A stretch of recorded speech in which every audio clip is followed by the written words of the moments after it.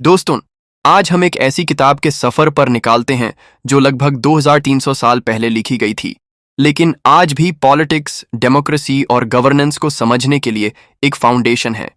ये है एरिस्टोटल की मशहूर किताब पॉलिटिक्स। एरिस्टोटल, जो प्लाटो के शिष्य और अलेक्जेंडर द ग्रेट के गुरु थे, उन्होंने अपनी जिंदगी भर इंसान और समझ को समझने की कोशिश की, और उनका सबसे बड़ा इंसाइट ये था कि इंसान अपनी नेचर में ही एक पॉलिटिकल एनिमल है।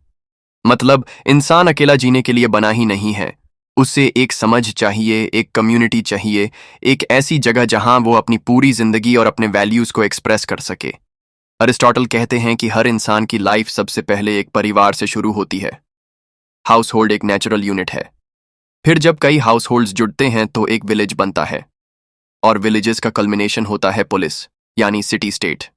उनके लिए पुलिस एक आर्टिफिशियल सिस्टम नहीं था, बल्कि एक नेचुरल चीज थी। यानी पुलिस इंसान की जरूरत भी है और उसकी डेस्टिनेशन भी, क्योंकि पुलिस के बिना इंसान अपने पोटेंशियल को पूरा नहीं कर सकता। पुलिस का असली काम सिर्फ सर्वाइवल नहीं है, बल्कि सिटीजन्स को एक अच्छी और वर्चुअस लाइफ जीने का मौका देना है। इसी पुलिस के अंदर अरिस्टोटल हमें सिखाते हैं कि अलग अलग फॉर्म्स ऑफ गवर्नमेंट होते हैं। वो गवर्नमेंट्स को एक मॉरल पर्सपेक्टिव से देखते हैं।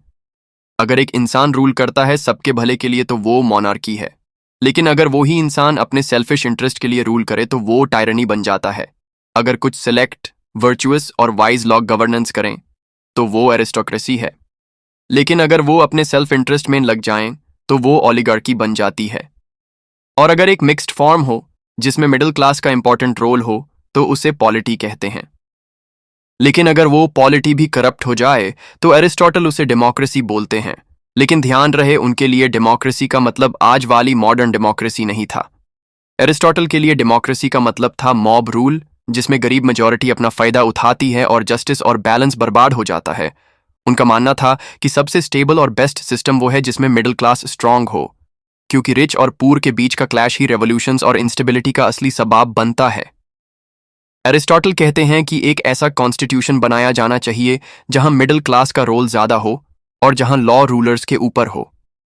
अब एरिस्टोटल के नजरिए में सिटीजन का मतलब भी इंटरेस्टिंग था। सिटीजन सिर्फ वो नहीं जो पुलिस में रहता हो, बल्कि एक ट्रू सिटीजन वो है जो पुलिस के पॉलिटिकल पावर में एक्टिवली पार्टिसिपेट करे, डिबेट्स में हो, ऑफिसेज होल्ड करे और कॉन्स्टिट्यूशन को प्रोटेक्ट करे। लेकिन अरिस्टोटल हर इंसान को सिटीजन नहीं मानते थे। स्लेव्स, विमेन और कुछ लेबरर्स उनके लिए सिटीजन्स नहीं थे। यह आज के स्टैंडर्ड्स के हिसाब से अनफेयर लगता है, लेकिन उनके जमाने के लिए यह एक कॉमन सोच थी। सिटीजन को वर्चुअस बनाने के लिए अरिस्टोटल एजुकेशन को बहुत इंपॉर्टेंट समझते थे। उनके लिए पॉलिटिक्स का काम सिर्फ लॉ एंड ऑर्डर मेंटेन करना नहीं था, बल्कि एक मॉरल और वर्चुअस लाइफ को प्रमोट करना था।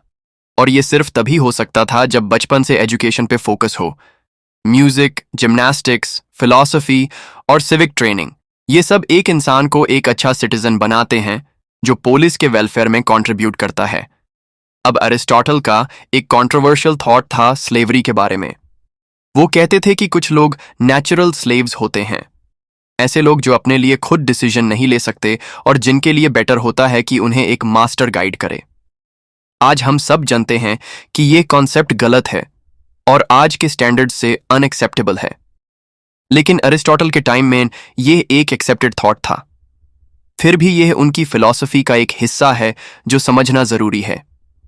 प्रॉपर्टी के बारे में उनका मानना था कि प्राइवेट प्रॉपर्टी नेचुरल है और जरूरी है, लेकिन प्रॉपर्टी का इस्तेमाल सिर्फ अपने लिए नहीं बल्कि कलेक्टिव गुड के लिए होना चाहिए। हाउस होल्ड मैनेजमेंट, जिसे वो ओइकोनोमिया कहते हैं, उनके हिसाब से पॉलिटिक्स का फाउंडेशन था। अब अगर हम एरिस्टोटल के आइडियल स्टेट की बात करें तो उनके हिसाब से सबसे अच्छा स्टेट वो होगा जहां मिडिल क्लास डोमिनेट करे, क्योंकि वो न ज्यादा रिच होते हैं और न ज्यादा पुअर। इस वजह से वो सबसे बैलेंस्ड और जस्ट डिसीजंस लेते हैं। एरिस्टोटल कहते थे कि लॉ हमेशा रूलर्स के ऊपर होना चाहिए।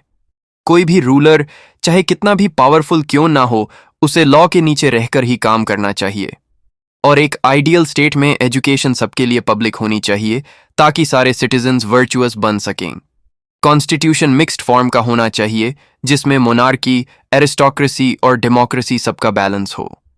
प्लेटो की तरह एरिस्टोटल ने एक यूटोपियन सोसाइटी का ख्याल नहीं बनाया, बल्कि वो प्रैक्टिकल सॉल्यूशंस देते हैं जो रियल वर्ल्ड में इंप्लीमेंट हो सकें। एरिस्टोटल यह भी बताते हैं कि स्टेट्स कैसे गिरती हैं और कैसे बची रहती हैं। जब रूलर्स अपना सेल्फ इंटरेस्ट सबके इंटरेस्ट से ऊपर रख देते हैं, तब कॉन्स्टिट्यूशन करप्ट हो जाती है।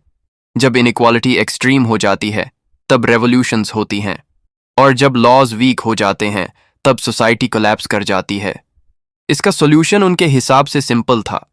पावर को बैलेंस करो, मिडिल क्लास को एम्पावर करो और लॉज को इतना स्ट्रांग बनाओ कि कोई भी इंसान उनके ऊपर ना हो। तो अरिस्टोटल की पॉलिटिक्स एक थियोरी से ज्यादा एक मिरर है, जो हमें दिखाता है कि समझ और राजनीति का असल मकसद क्या है।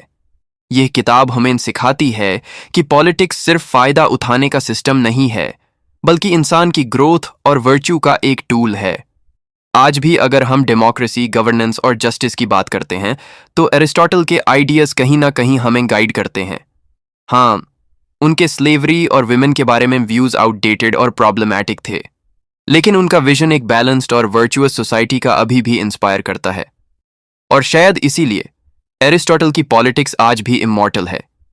एक ऐसी किताब जो हमें याद दिलाती है कि पॉलिटिक्स सिर्फ पावर की लड़ाई नहीं है, बल्कि इंसान के लिए एक अच्छी और मीनिंगफुल लाइफ बनाने का जरिया है।